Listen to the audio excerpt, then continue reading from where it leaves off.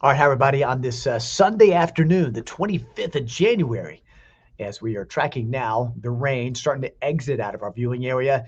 And this weekend's kind of gone in stages, right? We've gone from wintry and wet on Saturday to wintry overnight to wet today. And now the bitter cold air, that settles in through tonight and through tomorrow. Some of the coldest air of the season so far settles in by tomorrow morning. And when I say bitter cold, I mean that. We're looking at wind chill values extremely cold around here. So I hope this live stream finds you safe, sound, and very warm on this Sunday. I know there's still a lot of folks without power.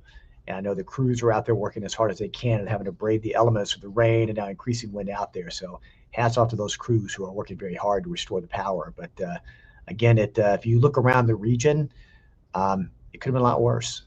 You look at Oxford, Mississippi, for example. You look at it around Atlanta, especially now northeastern Atlanta, up towards Athens, up towards Greenville, South Carolina.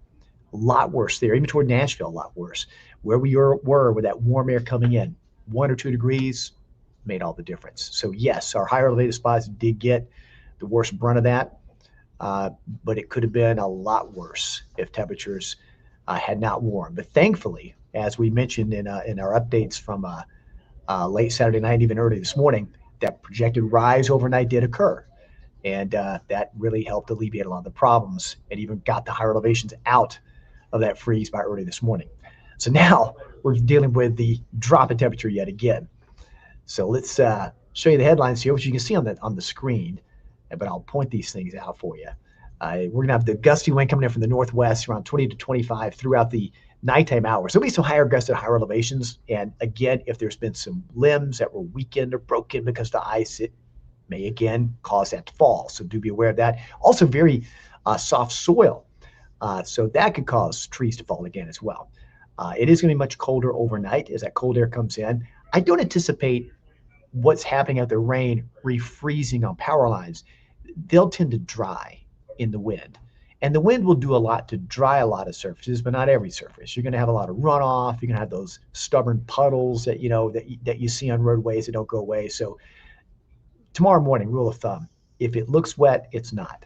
It's more than likely ice. So please keep that in mind for your morning commute time. And it's just going to stay cold for the next couple of days. The dangerous wind chill, I think they're going to reach the lowest point Monday morning, down below zero. And I'll show you some of the totals coming up.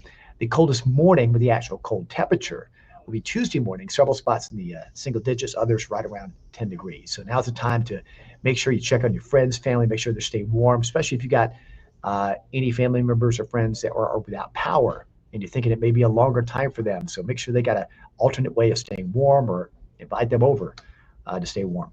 As always, bring your pets inside. It's going to be too cold for them, and protect those pipes. Keep them wrapped, run that drip, especially for the next 2 nights coming up. And really, most of this week, we're going to see temperatures way, way below freezing and below average for this time of year.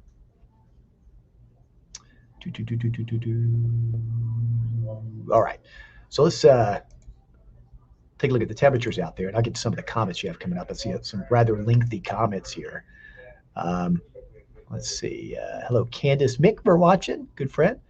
Hello, Wanda from Dunlap. Traveling from Dunlap to Chattanooga Tuesday morning.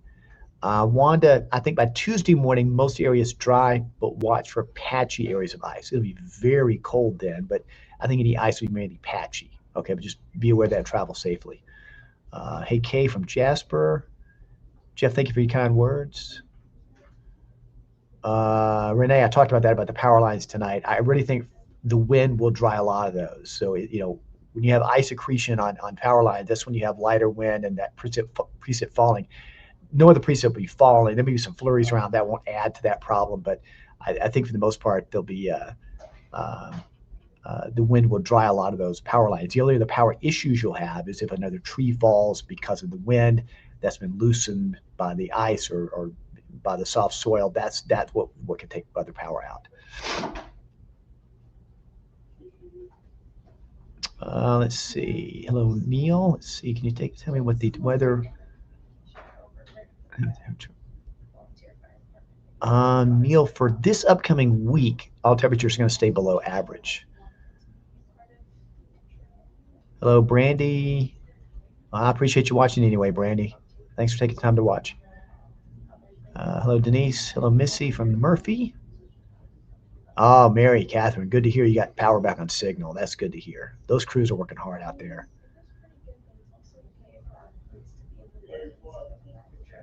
Hello, Billy. Yeah, Brianna, yes, black ice threat area wide, and it's going to depend upon where those poorly drained areas are. Not every road is going to be covered in ice, but where it's going to be poorly drained areas, and a lot of us know our own roads around our house that tend to be like that. But you got to keep in mind if you're driving tomorrow morning or through the overnight hours, what looks wet is more than likely going to be icy. So please keep that in mind. All right, let's take a look at the temperatures out there right now. They're not too bad out there right now. This is actually the warmest they're going to be for a while, but look at the airflow where you still got that wedge of cold that's coming in right here. This is what kept all of northeast Georgia worse with the ice overnight this morning, and it still is doing so. Temperatures there below freezing. We're right in between where we've had a southerly breeze kick in. And where that front is, now we're seeing the northwesterly wind kick in. Well, there you go. I don't know why it wants to do that. I want to show you the northwesterly wind. There we go. And that's bringing in the very, very cold air. So we're kind of right in between at the moment where we got temperatures in the 40s with that south wind. That's our friend right now. It got us above freezing, helped melt a lot of the ice, but now here comes that northwesterly wind and temperatures are going to drop like a rock. So if you expand the view here a bit, notice again, we talked all week about that warm nose. That warm nose coming in. That would be the thing that would affect our weather and keep us from seeing as much ice as we could have. And there it is. So it did come to pass. Temperatures did rise overnight. I had some folks comment on my feed last night that said, your temperatures aren't going to rise overnight. It always gets colder at night. And yes, it typically does. But when you have a strong south wind like that, it brings temperatures up. So I had to convince a few folks, but it did, and it got us above freezing. But now here comes this, and this is going to be bitterly, bitterly cold. And temperatures tomorrow afternoon will mimic what you see right here in the 20s and teens tomorrow morning. And there's that wedge of cold that kept, again, the ice is still encased there from, say, Athens, Clemson, Greenville, even up toward near Charlotte because of that wedge of cold air coming in. Amazing. Okay, rainfall over the past 24 hours, we've seen quite a bit, inch and a half to 2. We've had a couple of flood advisories at times. You know, they've averaged inch and a half to around 2 to over 2 inches. So your rain gauge may have had a little bit less. Your rain gauge may have had a little bit more. But if your rain gauge is full, empty it. I don't want the water to freeze in. It'll break some of those plastic gauges. Okay. Some of you have the tip type of rain gauge. It doesn't need emptying. But you can see the rain is starting to get on out pretty quickly. Okay. The back edge of it now is across the city. We'll still have a little bit of sprinkles left over. The freezing rain continues. Gainesville, Georgia, up toward, say, Clayton, into that area where that wedge of cold air holds on. But everybody else, the rain's starting to end. All the areas now east of I-75, rain is sneaking out, and it's going to be drier. Yeah, there could be some flurries overnight. I'm not too worried about impact from that. And typically when that happens, where I'm pointing is where you're going to see the better chance of anything accumulating. The Cherry-Hill Skyway, Great Smoky Mountains, that's the better chance of the overnight hours. Again, we saw the rain in pretty quickly over the past hour, so it's kind of dramatically moved out. As the main cold front rolls on by and that low moves by to the south, it'll push it out even faster. So let's talk about the chill. All right. So now we've gotten the rain out of here. Over the next hour, we go through around, say, 11 o'clock. Temperatures will be dropping fairly rapidly below freezing. There will be a wind with it, wind gusts 20 to 25 at times. It will allow for some drying. However, it won't dry everything. And that's what we're worried about, your sidewalk, poorly drained area, a puddle freezing over for driving. So be aware of that. Temperatures in the teens by, say, 11 o'clock, and then by morning, where they drop even more. Here's where some of those snow showers could occur. There'll be flurries around. Typically, when the wind blows that strong, you can blow flurries way down to the south. You might see a few of that, but I'm not expecting any major problems as far as any accumulation from that. But there you go, that's the better chance. But look at these temperatures by morning. Just before sunrise, low to mid-teens, upper teens to around 20 elsewhere. And then throughout the day, Monday, we get some clearing, but everybody's going to be below freezing. So we're going to go through an extended period, probably get 36 hours. And for some higher elevations, longer than that, below freezing straight. And that brings up the pipe issue, okay? So this is around 3:30 Monday, staying mainly in the 20s, barely near 30 to the south. And the coldest morning, it won't be as windy Tuesday morning, but the actual air temperature, look at that, single digits, it's right around 10. That's one of the coldest mornings of the season so far. But notice back here by Tuesday morning, there's that beautiful southerly wind. And that will get temperatures not warm, but high enough where it will be a little bit above freezing. So that may be our first time back above freezing is Tuesday afternoon. It'll be brief as temperatures once again late Tuesday night, early Wednesday drop back into the teens area wide. It is still mainly dry while this cold air is around, and that's a good thing. Last thing you need is more moisture coming in. I know for snow lovers you want that, but for right now, at the moment, things look pretty calm coming up. Here's the ugly part. There's that wind chill. Look at that. That's that wind chill by tomorrow morning. Single digits for some near zero, others in the negative category. Try to limit your time outside. If you don't have to be outside, just don't. A lot of schools are out, so for good reason. So just stay inside. And again, check on your friends and neighbors that you know may have lost power. Be sure that they're staying warm with conditions like this.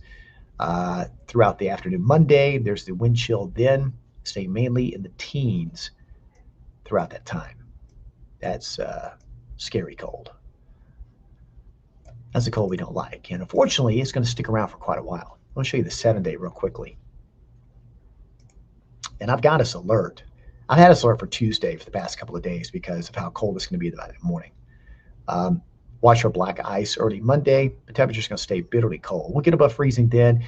Each afternoon does get above freezing a bit, but notice how as soon as we climb, we go back down the 30s, stay in the teens, reinforcing shots of cold air through next weekend.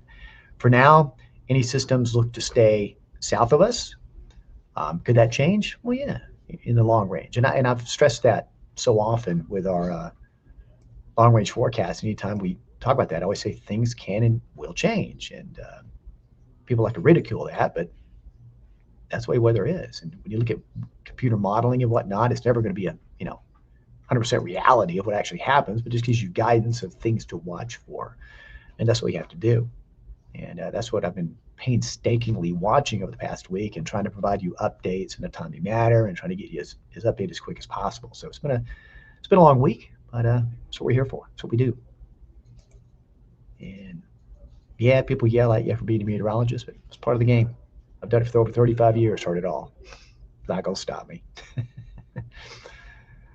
But there you have it. Most of the rain's starting to move out now, and our big problem, again, is going to be the colder air incoming. And I'll show you where we stand right now, where we're right in between a nice little wedge of warm air over us before the chill really starts building in later on tonight. That's as current as of 4:15 this afternoon. Let me see some of the comments here. Red says, wow indeed. Thank you, Lynn. Hello, Red. Kaylee, I don't know about it. Depends on your school. If you go to newschannel9.com in the weather section, click on that tab, you'll see closings. There are some schools that have canceled through Tuesday, but not all, but you need to check that list, okay? I can't control that. Many people ask me to try and do that, but I can't control that. Like I can't control the weather either. Ron, thanks for watching in Flintstone. Charetta, Etowah, same thing. What I just mentioned for everybody, it applies to Etowah too.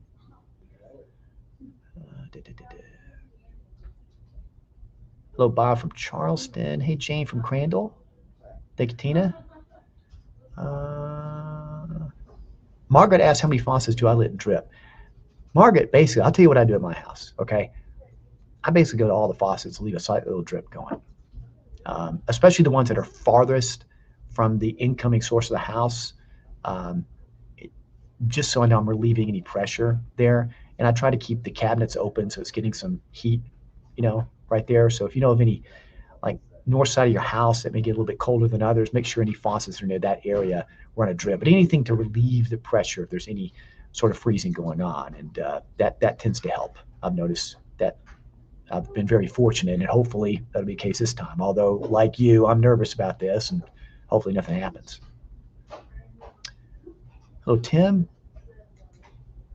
Hello, Kathy Chastain. How are you?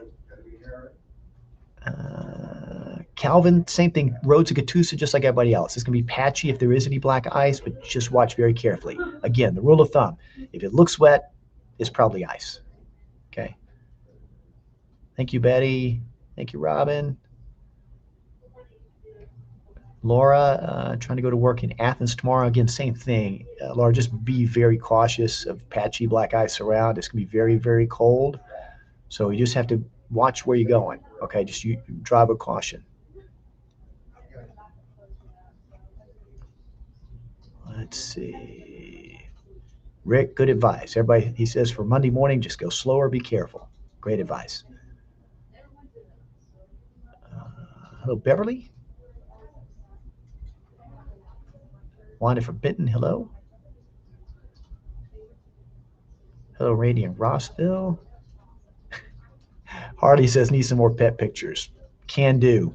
I'm going to, because I want to make sure everybody brings their pets inside. I'm going to tell you why. There's, for some reason, when I get home, I can hear in the distance, and I can't tell where it's coming from. There's a dog barking way off in the distance.